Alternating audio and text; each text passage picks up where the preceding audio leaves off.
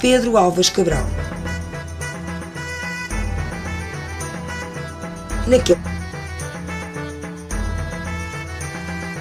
A literatura informativa foi as cartas que os portugueses mandavam para Portugal, avisando como estava a situação do nosso país.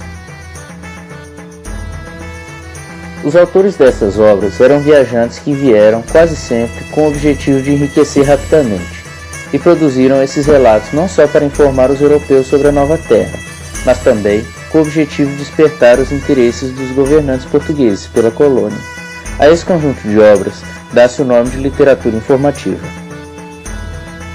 O primeiro documento histórico do Brasil foi a Carta de Pero Vaz de Caminha, ao rei de Portugal.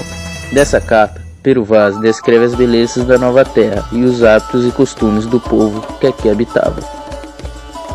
Esta terra me parece ter ao longo do mar, em algumas partes, grandes barreiras, delas vermelhas, delas brancas, e a terra por cima de todo o chão, e muito cheia de grandes arvoredos. Nela, até agora, não pudemos saber que haja ouro, nem prata, nem coisas algumas de metal ou ferro. A feição deles é serem pardos, de maneira avermelhada, de bons rostos e bons narizes, bem feitos. Andam nus, sem cobertura alguma. Não fazem o menor caso de encobrir ou de mostrar suas vergonhas.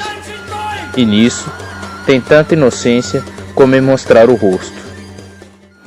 A partir da Carta de Caminha, muitos outros relatos foram feitos a respeito do Brasil, então chamado de Ilha de Vera Cruz, por outros aventureiros, como Fernão Cardim e Pero Magalhães Gândavo.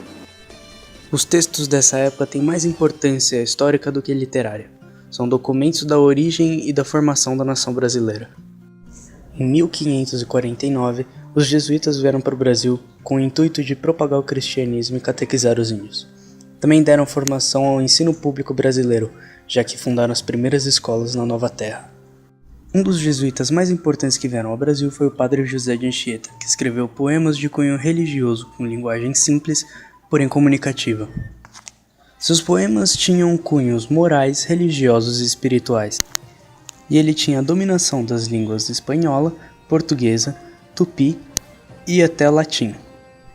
Manuel da Nóbrega escreveu uma das cartas mais importantes, relatando acontecimentos referentes à sua chegada no Brasil. Um trecho da carta de Fernão Cardim é: os homens mantinham-se virgens até o casamento, e as mulheres só conheciam homens depois de lhe verem as regras. Era costume dar ao casal uma rede lavada, e depois de casados começavam a beber, porque até ali não consentiam seus pais, ensinando-os que bebessem com moderação e fossem considerados prudentes em seu falar, para que o vinho não lhes fizesse mal, nem falassem coisa ruim.